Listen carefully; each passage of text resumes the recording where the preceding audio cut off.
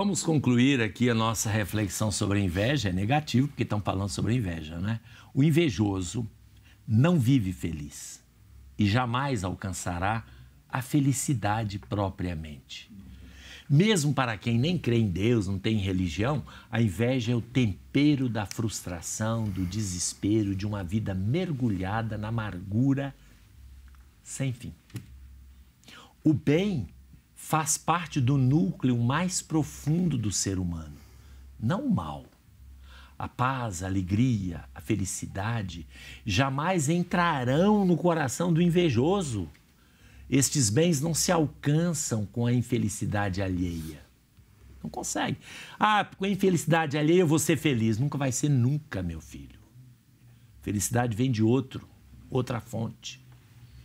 Mesmo que o invejoso pensa que tenha conseguido destruir o seu próximo, quando ele tem essa pretensão, ele já estava destruído quando tentava destruir. Uma pessoa que quer destruir o outro, na perspectiva doentia de ficar feliz, é porque ele já está destruído. Aí vem Napoleão falar aquela coisa boa.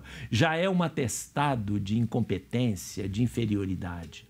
Só uma pessoa muito amarga e de mal com a vida se alegra com o infortúnio do outro. Lembremos que a nossa vida é muito curta para desperdiçá-la com ressentimentos, invejas, maledicências. Eis os frutos do Espírito, segundo São Paulo aos Gálatas, no capítulo 5, versículo 22. Isso é que nos faz ser felizes. Amor, alegria, paz, magnanimidade, benignidade, bondade, fidelidade, mansidão e autodomínio. Quem se abriu ao Espírito Santo que habita em cada um de nós para que ele nos fizesse produzir tais frutos, estes têm vida neste mundo e na eternidade. Vamos agora ver um vídeo em que o povo fala sobre a inveja. Vamos ver o que o povo pensa. Você sabe qual é o 10º mandamento da lei de Deus? Sim, é não cobiçar as coisas dos outros. O que esse mandamento tem a ver com a inveja? Bem, a inveja é isso, cobiçar, desejar o que ela não tem e fazer de tudo para prejudicar o próximo, para ter. O que a inveja pode provocar em nós? Pode provocar raiva, ira. Como combater a inveja? Bem, se satisfazer com as próprias coisas que a gente tem, ficar feliz com o que a gente tem. Você sabe qual é o 10º mandamento da lei de Deus? Não cobiçar as coisas alheias. E o que esse mandamento tem a ver com a inveja? Então, acho que a inveja é exatamente isso, é a cobiça por aquilo que não é seu, desejar o que é do outro, não se contentar com o que você tem. Então, assim, esse mandamento se relaciona diretamente com a inveja por esses fatores, né? Porque mostra que tem pessoas ainda que não seguem esse mandamento de Deus, que não se preocupam muito em ter aquilo que não tem por pura ganância, ambição. O que a inveja pode provocar em nós? Assim, a inveja, além de nos causar intranquilidade, desconforto, aquele desejo, nunca estar satisfeito com o que nós temos, né, que é uma coisa muito ruim para o nosso interior, ainda pode nos causar muitos conflitos com outras pessoas, muitas brigas, tumultos, coisas pequenas, por pequenas coisas que acabam se tornando grandes coisas. Então, assim, a inveja pode nos provocar uma deficiência nas relações interpessoais mesmo, pode prejudicar muito a nossa vida como um todo. Como combater a inveja? Acho que a inveja pode ser combatida de várias formas, dentre elas a humildade, né? Reconhecer que aquilo que a gente tem é aquilo que Deus preparou para nós, que a gente tem que estar satisfeito com isso, porque a gratidão é muito importante e, assim, a partir do momento que a gente entender que o que nós temos já é o suficiente, já é bom, a gente vai parar de preocupar com o do outro, de invejar o outro, de querer o do outro e vai ser muito mais feliz assim. Fantástico, né? O povo... A menina, então, falou muito bem e ele agora, o rapaz também, muito bem. O problema da inveja é exatamente o ressentimento, é a intranquilidade pessoal, é o ódio que São Tomás de Aquino fala. O povo, o pessoal sabe. Muito bem, Guilherme, e aí? Então, o Antônio Augusto, lá da cidade, né, de Conceição do Mato Dentro, ele faz duas perguntas. A primeira é por que em determinados momentos da missa os bispos tiram a mitra e o solidel. Ah, sim. Tira a mitra, põe mitra, né? É ritual, o ritual da Igreja Romana. Se você me perguntar exatamente por quê, eu também não sei. Mas, na verdade, eu sei a hora que faz isso. Por exemplo, o bispo entra de mitra. É claro que eu sei quando ele tira a mitra na hora da Eucaristia, tira a mitra e o solidel. A partir do ofertório, o bispo é um sacerdote, como qualquer um de nós. Diante do mistério, não tem nada, não tem poder de comando nem nada. Ele se reverencia e a dignidade maior dele é poder consagrar. Ali não entra bispo, não entra insígnias, não entra nada. É o paramento sacerdotal e basta.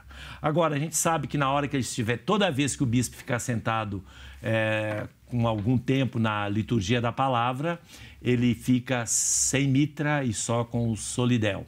Quando ele vai fica só de solidel. Quando ele vai proclamar o evangelho, também nesse momento, desculpe, ao contrário, quando ele está sentado para ouvir a palavra de Deus, ele põe a mitra.